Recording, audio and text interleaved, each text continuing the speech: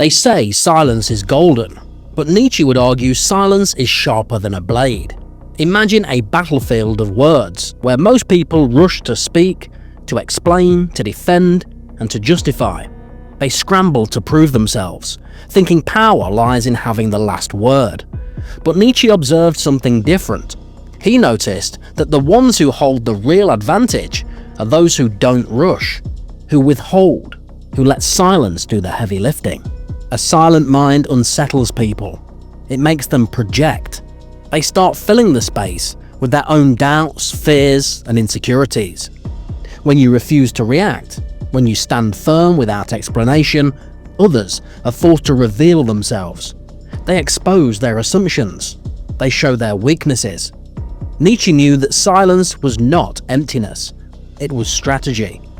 He once wrote, "The value of a man is in proportion to the amount of truth he can bear."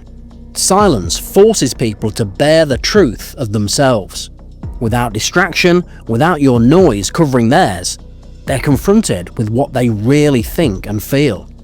That pressure alone makes them vulnerable. This doesn't mean silence is passive. It's not about withdrawing or disappearing. It's an active force.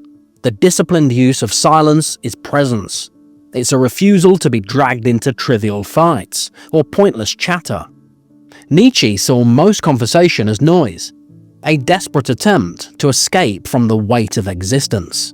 The strong man, by contrast, can carry that weight in silence. And that's what terrifies people. Welcome to the Midnight Mind. If you're new to the channel, please consider subscribing. And while you're at it, hit that like button for me. I really would appreciate it. You know what time it is? It's midnight. It's time to enter the mind of Nietzsche. Nietzsche's teachings on silence cuts against the grain of modern life.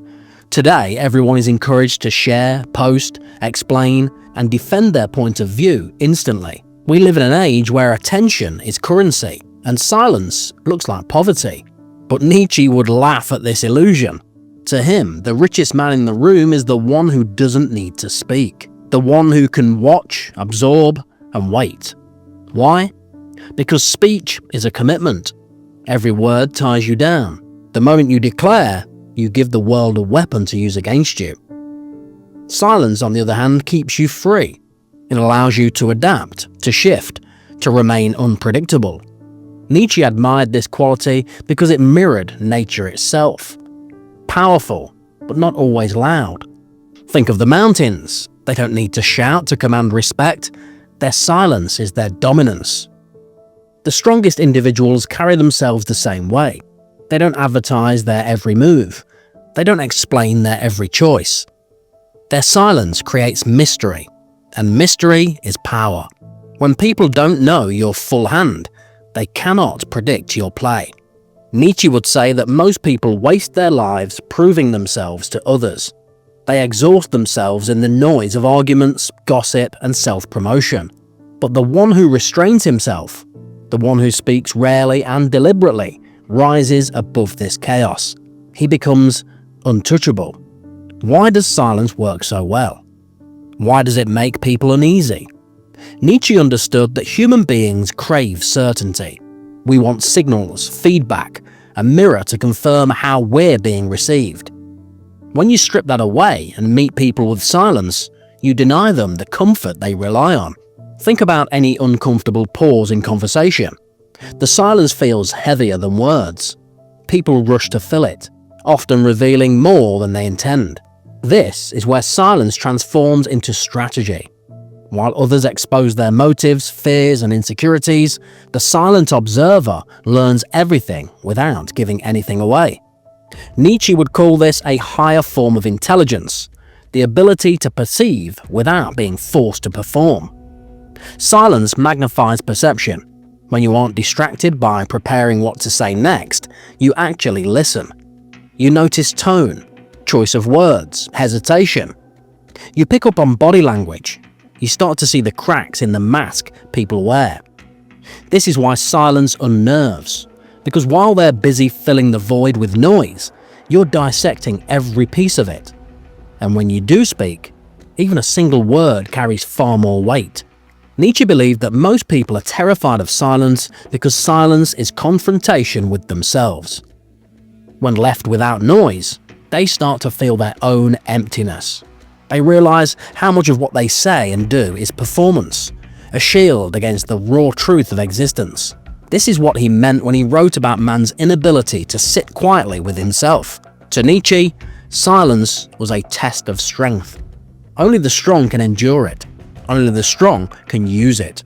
Silence also changes power dynamics. In an argument, for example, most people think control comes from talking the loudest, piling up reasons, overwhelming the other person with information. But Nietzsche saw this as desperation. Real power is refusing to be pulled into that game.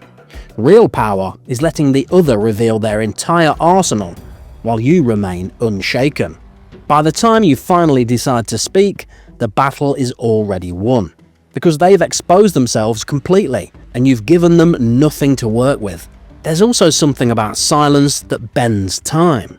The longer you stay quiet, the slower everything feels for the other person. They start to feel trapped, waiting for you to react. That waiting eats at them. They second-guess themselves. They start rehearsing what you might be thinking. Their imagination works against them. Nietzsche understood this psychological trap. When people can't read you, they invent stories about you, and those stories are usually more intimidating than the reality. This is why silence is such a devastating tactic in relationships, in business, in leadership. Imagine a negotiation. The first person to break the silence is usually the one who concedes. Imagine a leader who doesn't need to justify every decision. The silence projects confidence. It says, "I don't need your approval and I don't need your permission." Nietzsche admired this quality in the individuals he called the higher men, those who lived with independence, those who didn't bow to the herd. He believed that silence was a mark of self-reliance. If you can withhold your need to explain or be understood, you've broken free from one of society's strongest chains, the constant craving for validation. And here's the paradox. Silence often speaks louder than words. The quiet pause in a room can shift an entire mood. The refusal to answer a provocation can make the aggressor look like a fool. The deliberate withholding of comment can carry more influence than 1,000 speeches. Nietzsche saw that in a world addicted to noise, silence becomes the rarest and therefore the most powerful currency. But this isn't easy. Silence is uncomfortable. It goes against our instincts to connect, to be seen, to defend ourselves. That's why Nietzsche called for courage. The courage to endure silence, both in yourself and from others. If you can carry silence without flinching, you've already elevated yourself above most people. So, the psychology is simple but brutal. Silence disorientates. Silence reveals. Silence intimidates. It makes people expose themselves. It gives you the vantage point of a predator watching its prey, and it allows you to remain untouchable.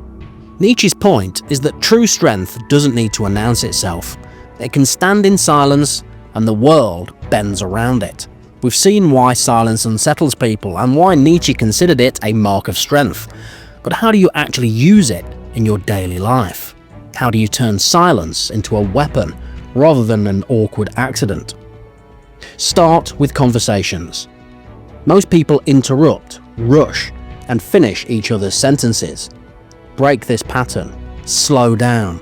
Leave space after someone speaks. Don't be in a hurry to respond. You'll notice something almost magical. They'll start talking more, revealing layers of thought and emotion you never would have uncovered if you had jumped in.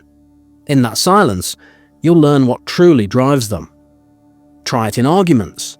The next time someone comes at you with aggression, resist the urge to match their volume. Hold eye contact. Let the silence expand. You'll feel the tension rise, not in you, but in them. They'll scramble to fill the gap, to justify themselves, to prove something. That's when their weakness spills out. Nietzsche's insight here is that silence is the shield and the sword in one. It protects you from being dragged down and it cuts through the other person's performance. Silence also works in leadership. If you're in charge of a group, don't rush to explain every detail of your decision. When you speak, be concise. When questioned, don't be afraid to pause. The weight of your silence will say more than a flood of words. People will learn that you don't waste energy justifying yourself. Your authority comes from within, not from external approval. Nietzsche would say this is the essence of standing apart from the herd. There's another layer: silence with yourself. Nietzsche wrote often about solitude, about walking alone in the mountains, about embracing the stillness that others run from. Practicing silence doesn't just mean holding back in conversation. It means carving out moments in your life where no noise intrudes, no chatter, no distraction, no performance. When you can sit with yourself in silence, when you can hear your own thoughts without panic, you've passed a test that breaks most people. That kind of silence breeds clarity, focus, and power. The challenge is simple but difficult. Stop rushing to explain. Stop rushing to be understood. Stop filling the space. Try it for a week. In meetings, in friendships, in arguments, and in solitude. Let the silence stand. Watch what happens. People will lean in. They'll reveal themselves, and you'll discover that silence isn't emptiness, it's presence. Nietzsche's warning is that the weak drown themselves in noise because they fear what silence will expose. The strong, however, make silence their ally. They let it reveal the truth in others, they let it sharpen their own perception, and they wield it as a quiet force of domination. Where in your life do you give away too much with words? Where could silence serve you better? Nietzsche's lesson is clear: the less you reveal, the more others reveal themselves. If you've enjoyed this video, please hit the like button for me. I really would appreciate it. And if you have any thoughts on today's episode, I'd love to hear them. Leave me a message down in the comments. If you want to see more videos like this, please subscribe to the channel. Thanks for watching, and I'll see you guys next time.